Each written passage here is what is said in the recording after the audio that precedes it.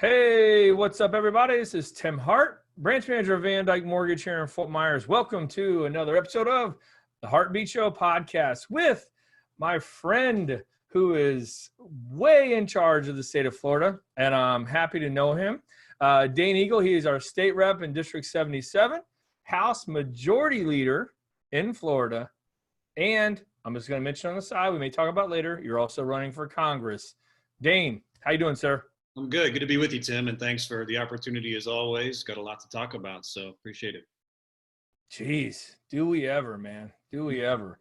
And we're going to get into a lot of this stuff. And before we do, I just want to let everyone know out there, Dane, every time we get to talk about this stuff, he's always up front with me and answers these questions. So, dude, I really appreciate someone in your position coming on to talk about issues in Florida, because I know I got questions. I got some questions from some friends and viewers and stuff. So thanks for being on, bro. I appreciate it. Happy to do it. It's my job. Yep. And do you want to announce right here that you're going to run for governor sometime? One step at a time. We'll see. I always try to blindside you every time. No, that's for sure. God bless. Yeah.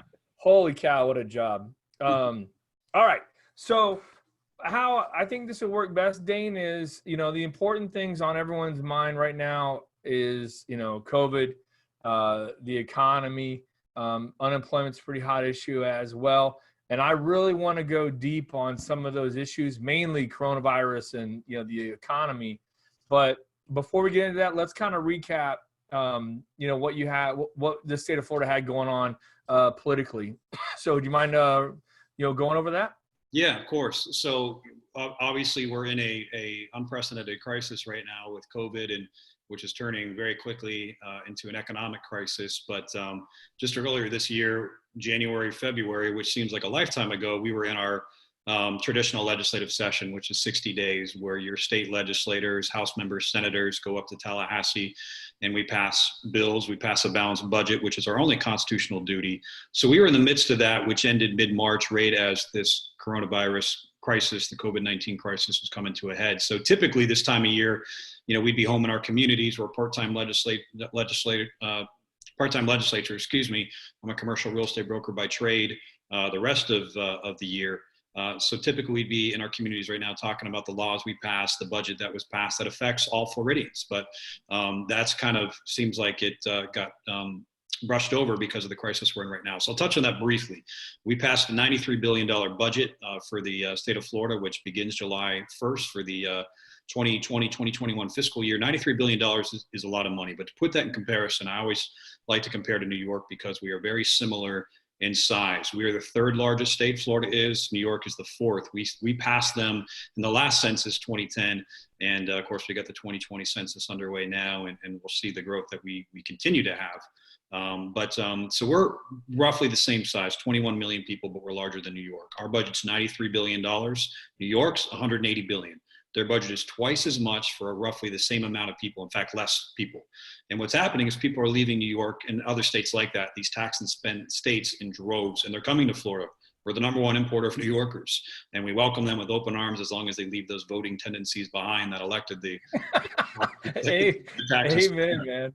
So look, we are a conservative state, especially when it comes to fiscal issues. We've got a balanced budget. We've cut taxes by $10 billion in the last 10 years, and therefore 1,000 new people come to Florida every single day, thanks in part to those policies and because we have a beautiful state that people want to be here with the year-round sunshine to live, work, play, raise a family, and retire. So we're doing things right, both by what God's given us with our environment and our fiscal responsibility. So thank you. Kudos to the voters for sending the right people to Tallahassee, our state capital, to work on those things. So our budget that we passed has $500,000 in teachers' raises, which is hugely important. The three main things that I like to look at as a state when we run things. We've got the 10th Amendments in our U.S. Constitution. So the federal government should be focused on domestic tranquility, military, things like that. The rest is kicked to the states. So education, infrastructure, public safety, those are the number one things we should be investing in. So we put $500,000 into teacher pay. to thank our teachers. Any parents that are home right now trying to educate your kids, you could probably agree that our teachers need more appreciation and a better raise. We put $690 million into Everglades restoration, so that points to infrastructure. Our water quality, as we've seen here, especially in Southwest Florida, is paramount. It's number one to our economy, and the reason people are coming here by 1,000 a day. So we need to continue to support that. And Governor DeSantis has done a great job making that a statewide issue, where it used to be us regionally going to Tallahassee saying it's important. We now have a champion in our governor making it a statewide issue. So that has been phenomenal. And then public safety, of course, making sure that our police, firefighters, first responders, EMS, look at healthcare right now. They're on the front lines of public safety. We've done a lot in free market reform to make sure that our healthcare practitioners have the best infrastructure, if you will, industry to work in here in Florida, cutting back regulations, making sure that patients have increased access to care, and that it's more cost effective as well. Telehealth, something that we passed. And if you haven't utilized telehealth right now, I guarantee you will be soon, as you may have put off your checkups or something. With COVID going on, doctors are looking more and more to using telehealth, where it's just like this.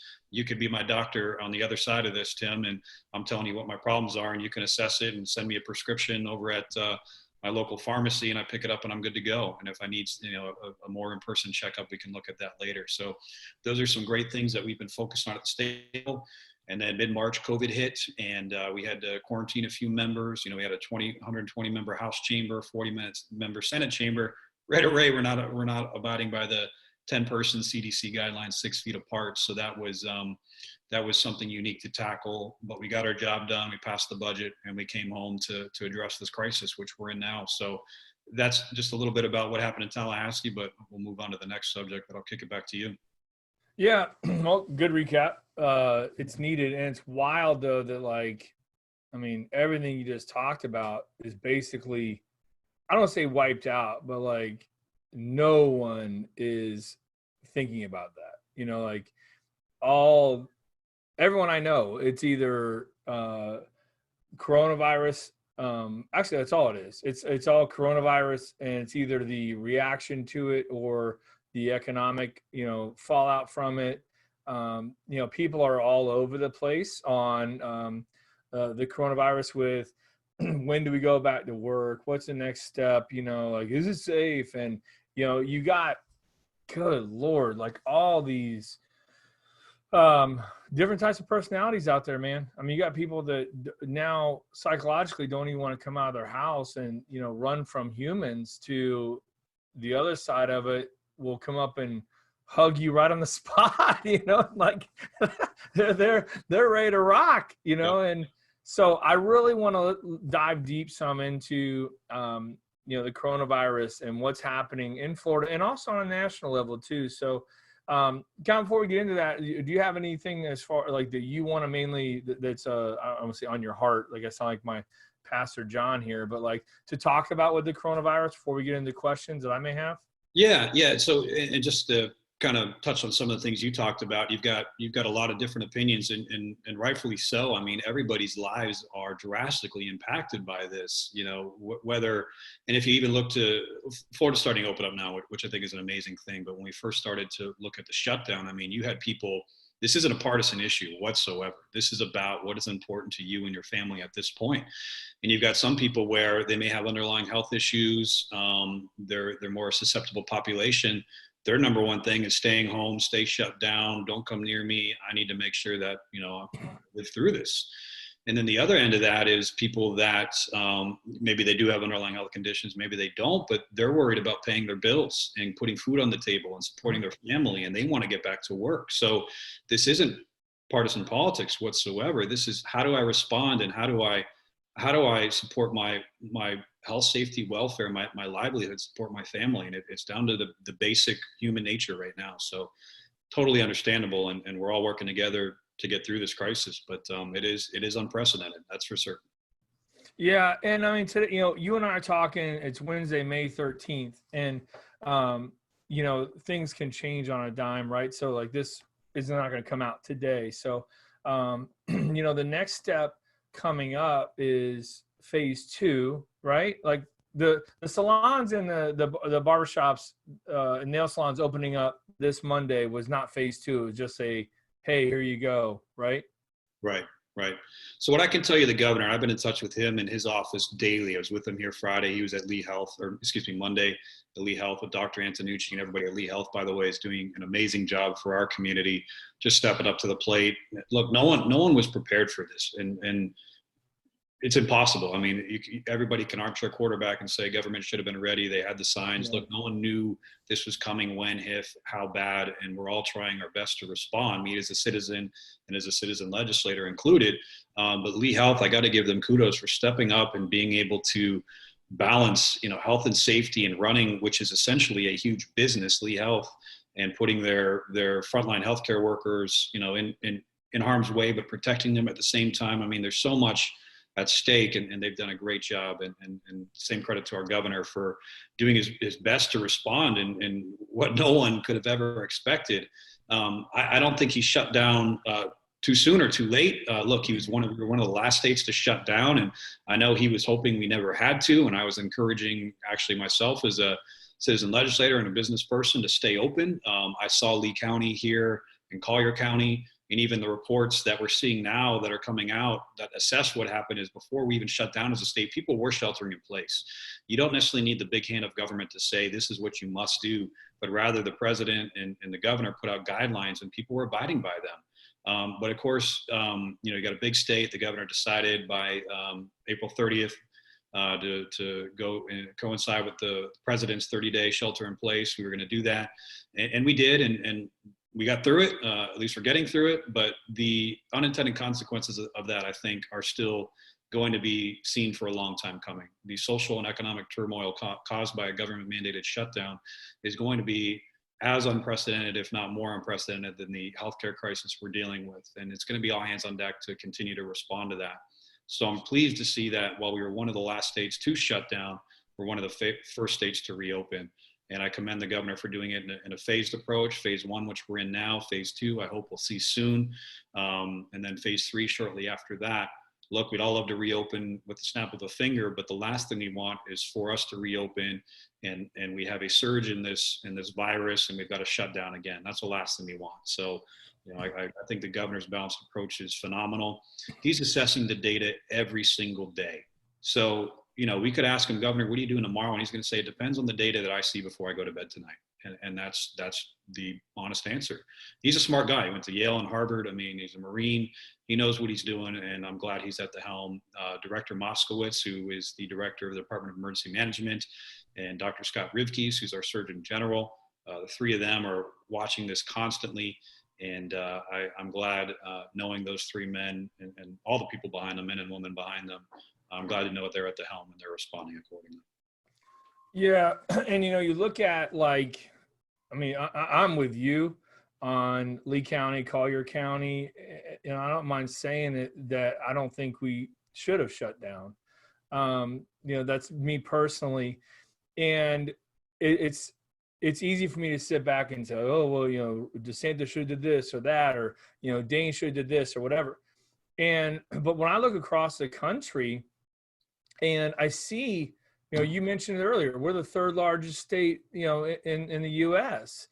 But when it comes to COVID cases, we're nowhere near third. Right. All of these other states, and please understand, I'm not trying to, be a sunshine pumper here or anything. But I look at it and all these other places are still massively shut down. Maybe they have more cases, maybe they don't, but it's, the nursing home thing that came out, right? Like that, who is it? New York, Pennsylvania, Michigan, and a few other states, they allowed nursing home patients to go back into nursing homes with COVID, right? Yes, right. Right. And so sending them right back in, and yet I see our state take so much flack for it. We get called, the Florida, right? DUH, what's the other one about morons? I don't remember the other one, man. They're always at Florida, man, you name it. But yeah. You're onto something. And look, I'm gonna point to I hate to paint the media in a broad brush. I think our local media, for the most part, is doing a good job. But you look at some of these national, what I'm going to call talk shows now, these 24/7 talk shows where they've just got to create news and be out there. They're all sucking up to Governor Cuomo, and Governor Cuomo time after time has admitted the mistakes that they're making. And sure, thanks for admitting your mistakes, but stop making mistakes. Whereas here in Florida, as you said, we are not number one. In fact, New York, being the fourth largest state, is number one. They're leading the country in COVID deaths. Florida, we're 23rd, I believe. I knew it was way down there. Yeah. You think about it, man, and because of the elderly population we have here, like that number compared to everyone else is amazing. And, is it the different strand I heard someone talk about, or is it just straight up the reaction of the state and the communities here? It's just, I don't know, man. I don't know if you have the answer to that. Like, what's the difference? Why is it different here than other states? It's hard to compare state to state. Obviously, New York has New York City, and I'm sure a lot's coming out of that. You got a lot of people in close proximity. But look, we've got Miami, we've got Orlando, Jacksonville, Tampa, and yeah, Miami's our hotspot. But look at some of these other areas, and I think the governor President Trump did what's amazing in allowing the 10th Amendment to rule and the states decide. And then Governor DeSantis decided, okay, I'm gonna let the counties decide, up until a point where he had to shut down the whole state, but it's still somewhat regional. He realizes the hotspot of South Florida, Miami-Dade and Broward need to shelter in place. The rest of the state, let them open up. So I think that is responsible. And even Governor Cuomo in New York has said time after time, I don't know that the statewide shutdown was appropriate. He could have focused on New York City, but upstate New York, a rural area, why are they shut down? I mean, this isn't the time for blanket policy for a very huge and diverse state, let alone a very huge and diverse country. Sometimes it is governed best by the locals, and I think Lee County, Collier County are doing a great job at that, and our governor. Yeah, shout out to our county commissioners. I've really, I'll admit, I didn't really pay too much attention to them over the last few years. I just kind of like, yeah, they're doing their thing, whatever. But like watching their reaction in this and how thoughtful a lot of them seemed, with businesses. And I'm heavily involved in our local, Little League here. Shout out to Donnie Overhauser. He's going to hit you up probably sometime, so get ready. Donnie's a good man. I know him from Bishop Burrell. That's great. Yeah, a good guy. He's really concerned about I'll bring it up right now. He's really concerned about youth sports, and a lot of businesses are getting the PPP loans and whatever else, and the youth sports is gonna be struggling too. So he's looking for some answers on that. But do you have anything to say about that?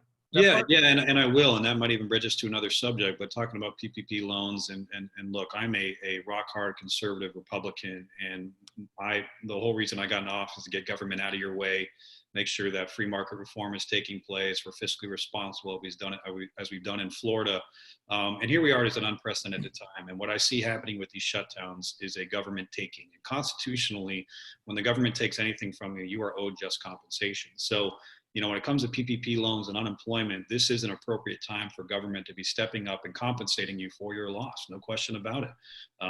We wouldn't be in this situation. Obviously, we'd have the health crisis to deal with, but government's somewhat responsible for that as well, whether it's our government or China's government, you name it. It's not the fault of anybody. So the fact that you're struggling because of the overreach of government, you're due for that. So I fully would support, whatever program that is, our unemployment process, the PPP loans, Little League, let's make sure we're helping them out. But then once we get through that, we need to get back on our feet, get government out of the way, get people back to work. And most people right now are just saying that. Tell government to stop telling me what to do. I'm going to go out there. I know the CDC guidelines. I'm going to abide by those rules. I'm going to stay healthy. I'm going to keep my employees healthy, but we're also going to create jobs and keep our economy going at the same time. And that's what we need to get back to.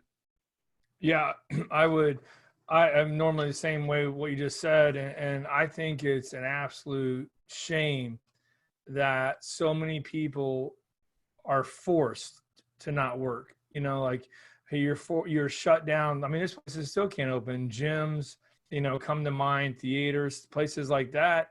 And what are they supposed to do? And there's so many people out there that, in my opinion, and I'm talking about private citizens, like, we should stay shut down more. Well, that's easy for you to say when you haven't missed a paycheck.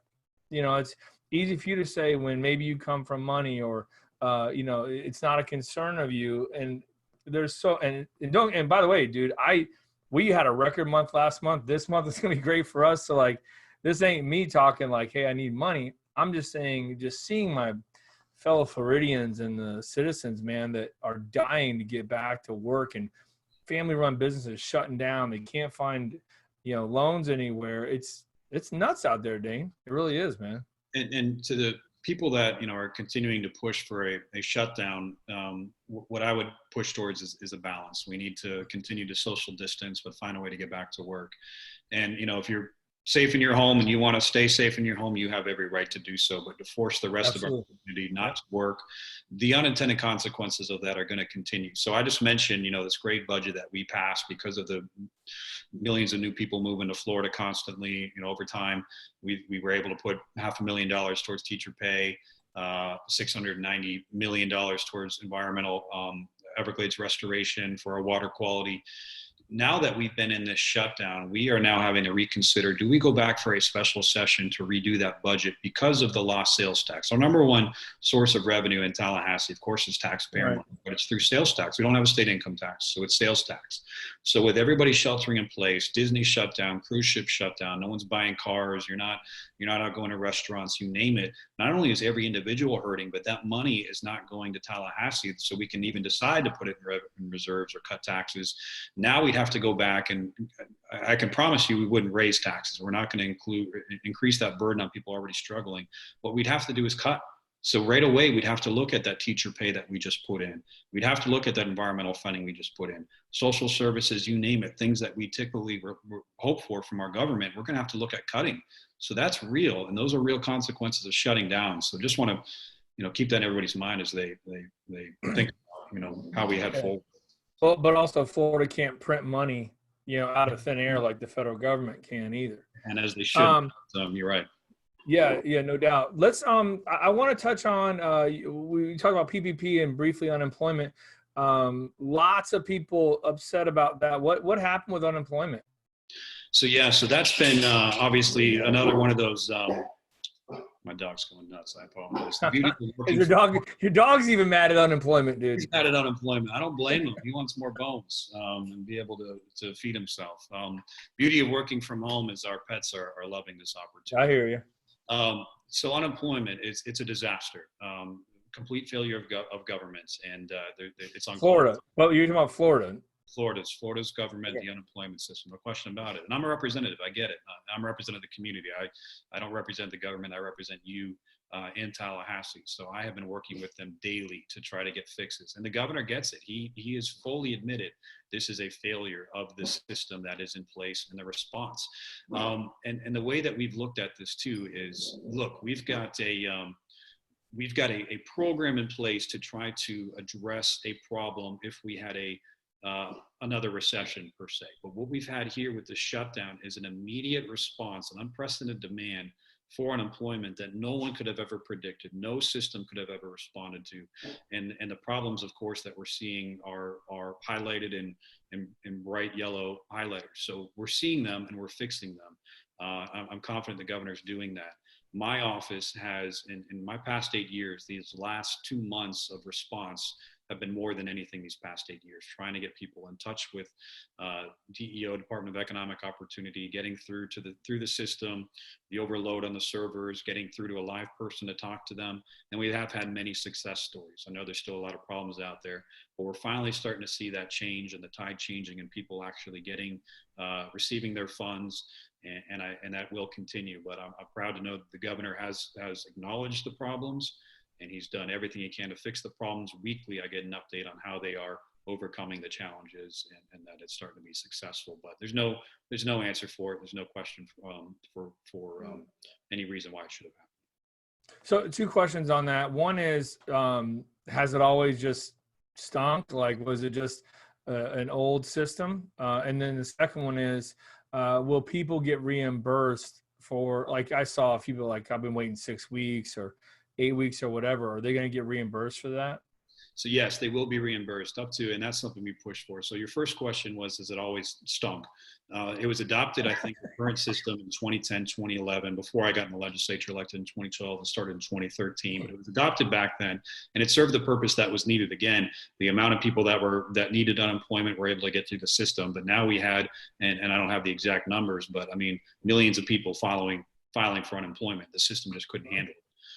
So that was the issue there, and they had to rebuild the system. The way the governor likened it, and talking with him, is he was given a car from 1940 with no engine, no tires, and they had to rebuild everything from scratch. I mean, that was the equivalent of the system that he had. We did push to make sure that people are going to be compensated from the time they lost their job, not from the time they applied. Government took your job, government owes you from the time of that taking, not from the time they accepted your application. So you will be paid, back paid to, I think it was March 9th is the date that we kind of pinpointed when, the crisis really started to affect people. You'll be paid back to March 9th or the day you lost your job, whatever came later. Okay, so you guys are going to make them whole. That's good to know. So I know we were up on a hard time where you got to leave because you got another appointment to get over to. So I got a couple viewer questions. You got a few more minutes? Yeah, I do. All right. My boy Bob Jones from my networking group, he asked, why aren't masks mandated in public?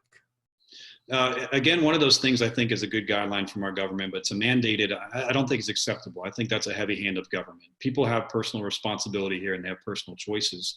And if you're out in public, I'd encourage it. Look, you go to Publix, I'll admit, I went to Publix one time, I didn't have my mask, and I see the employees with masks, and I said, this isn't fair to them. And I've worn a mask every time since then. So yes, I think that it's responsible of us to wear masks if and when you can. But to mandate that, I think that constitutionally is difficult. I think that is a heavy hand of government and not something we should be looking to doing. Not only that, but some people just, they may have underlying health issues where they can't wear a mask. So how are we going to force them to do so? Those are at least my personal beliefs on it. Okay. I agree with you. Sorry, Bob. So then I got, my sales manager here, he asked, and this is a good question too. This is on kids returning to school in August. So what are the metrics for kids to, are kids going back to school in August in your mind? And if not, what is the metric to get them back to school in August? That was from Brian. I think it still depends on that data. And as I mentioned, the governor's looking at the data every night before he goes to bed to decide how he's going to respond the next day. And that's appropriate. It's hard to say, hey, this is exactly what I'm going to do in August, and we don't know what tomorrow brings. So that all depends. I can tell you that people are anxious to get back to school. We want to be in a world where we can go back to school. But I can also tell you there's most certainly a plan B where how do we get back to a virtual learning world, but a lot more efficiently than we've seen? This was tough on parents and teachers, no question about it, to say, hey, on Monday, and kids, and the kids, obviously. That was tough to say, hey, on Monday, in the middle of the school year, Monday, you're not coming back. This is what we're doing from now on. But the beauty is we'll have a summer to focus on that. Commissioner Corcoran, who is the former Speaker of the House, who I know very well, is a very, very hard hitter who's going to focus on this and make sure it's done right. He's a good watchdog for our government, making sure it's done appropriately. But the last thing we want to do is put kids in harm's way. And while they might be resilient, they could be carriers and bring it back and spread it. So yes, let's all keep our fingers crossed and let's abide by those social guidelines, wear the mask, even though it's not mandated, do the right things to help stem this virus so that we can get back to school in August. And again, if you're worried about it, stay home and stay away from these kids. Right. And let the rest of us get back to life. I'm trying to hide my bias here, Dane. It's so hard, man. It is. God. I get it. I want normal to come back, bro. All right, let's keep going. My wife, she came off the top rope here with one. Would you support mandatory COVID vaccines? No, I do not. That's no mandatory vaccines on that. That is going to be up to you as a person to decide. Obviously, I'd encourage it. I'm not going to get into vaccines or no vaccines, but look, you should have a right to decide what goes into your body. Okay, that's cool. So because I know we're coming up on your time where you got to go. I want to make sure we get into some federal type things. and you are, do you have anything on the state level you want to talk about before we transition into something federal? I will say yes. If you're having trouble, we mentioned unemployment. I know there's a lot of people out there. If you're having trouble, reach out to me. I'm happy to help. Now, my district office, I can tell you they've been overwhelmed. My district is 77, which is primarily Cape Coral, but we do serve regionally. So if you need to reach out, we can put you in touch with your representative if it's not me, just to make sure that it's balanced. But you can email me at dane.eagle@myfloridahouse.gov, and we will respond and make sure that, look, our job is to cut the government red tape, get you the resources or at least the answers you need at the bare minimum. So feel free to reach out. Okay, cool. Good job. All right. So I'm going to give you the old signal here because I know I want to touch on federal stuff, and Dane was cool enough to say, hey, man, if you bring this up, you got to let me know. you got to switch your screensaver, right? Here you go. To talk about this? All right. Look at that. It's Dane Eagle. He's running for Congress. What do you know? But you have to legally do this, correct? To Yeah. So look, I'm wearing two hats. I'm a state representative, House Majority Leader. Whenever I'm discussing those issues, the Majority Leader office, that's something that cannot dip into my campaign. So we do our best to juggle that. But if we're going to discuss campaign issues, I can't be having the Majority Leader seal over my shoulder. So yeah. And to be 100% clear with anyone watching this or listening, I asked Dane to come on to talk about Florida stuff. I did not once mention him running for Congress or talking about federal issues. So I didn't bring him on here to talk about his campaign, and nor did he come on to talk about it. So but I'm interested in it, and I know some people out there are as well. So I appreciate you touching on this too and following the rules. So I want to make sure everyone knows. I didn't be like, hey, come on, talk about your campaign, Fair enough. No, thank you. So with the federal issues going on, I'm really on the coronavirus front curious. The White House came out and said that they don't trust, I don't know if they did, but Dr. Brick said they don't trust the CDC. And I was really fascinated by that. And especially with Dr. Fauci saying don't plan on going to school in August, and or that'd be short-sighted to talk about it. It just seems like there's some mixed messages coming from them. And I'm just curious, what's your feelings on the White House and what's coming from them as far as coronavirus goes? I think President Trump's doing an amazing job, no question about it. He's the leader we need in this time, and I fully support him. So I think he's done a phenomenal job. Now, he is great at putting good people around him, and he's also good at sniffing out who are the wrong people and making sure that they've got to go if they're not the right people to address a crisis.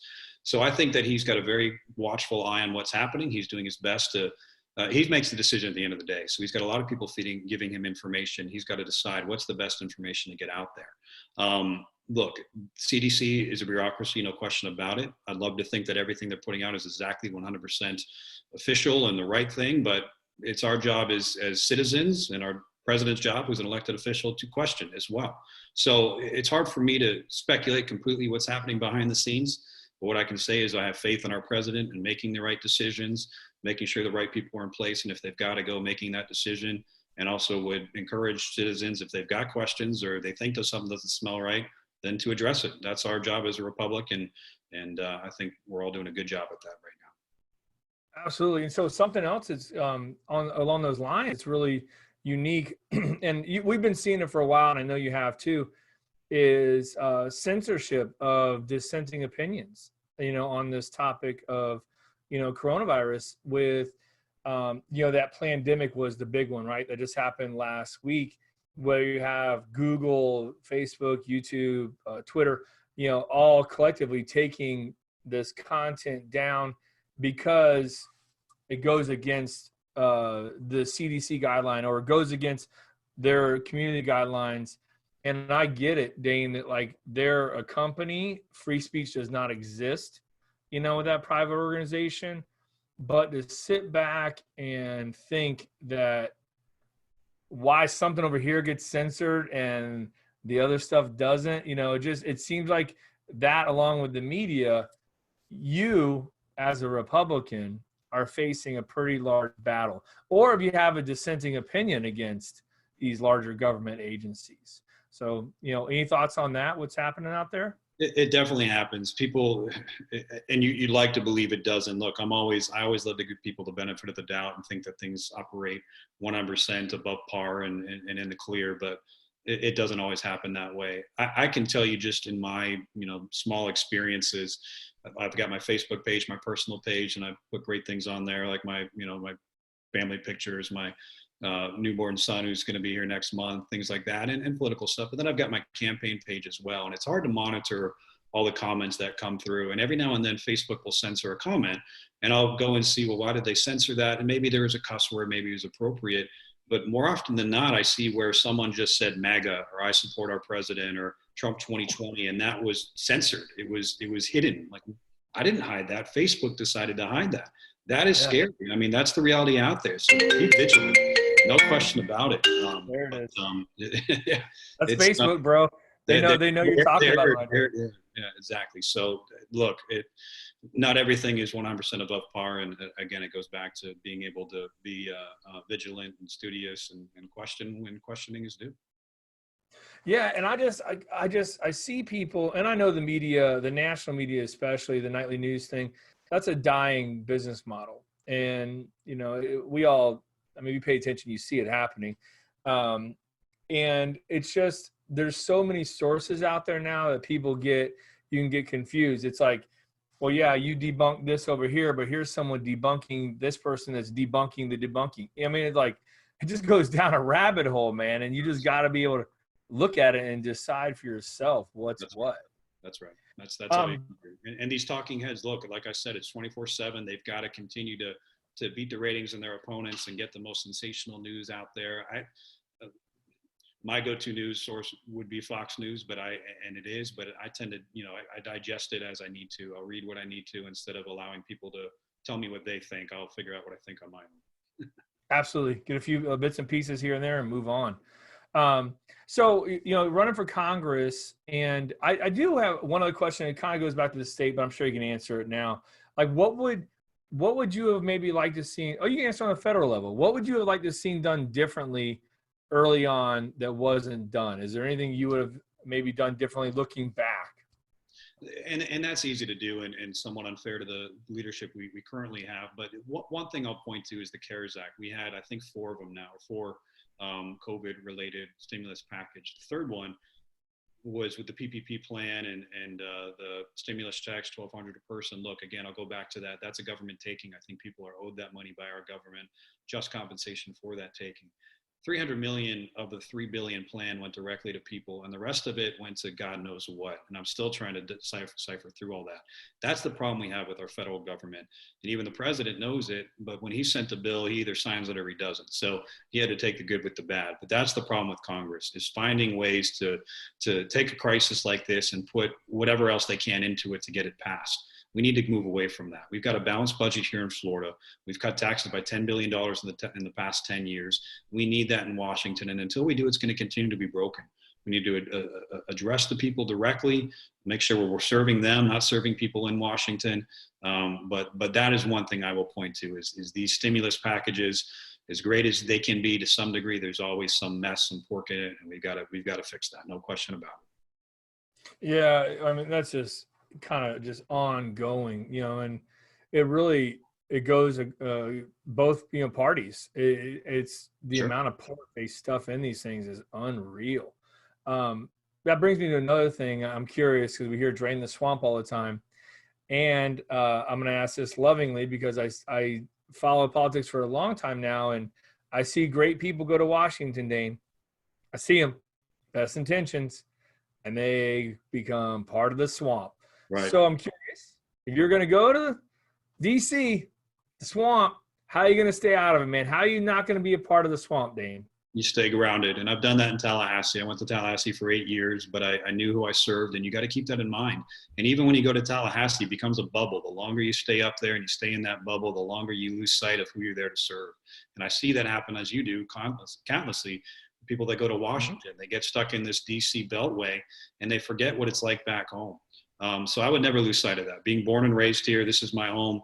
no question about it, this is who I serve. And I would stay grounded by doing things like this, Tim, making sure that people are asking these tough questions and answering to them, being at community events, being present, knowing who I serve. That is by far and away number one. And term limits are a big thing.